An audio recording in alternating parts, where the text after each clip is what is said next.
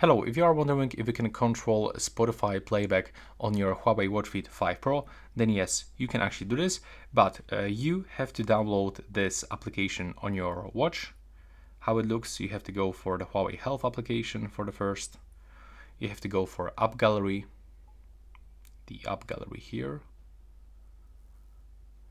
And you have to download for Spotify Control on your watch. Next, you have to go for App Gallery on your smartphone. If you don't have App Gallery, you will have to download this on your phone, for example, from a browser.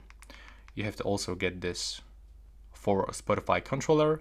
You have to just download this, open, click login, and you have to unfortunately pay for it. So this is the only way to actually control Spotify on your Watch Fit 5 Pro by using this application, and of course you'll have to pay for this subscription. So this is it. Hope you find it informative.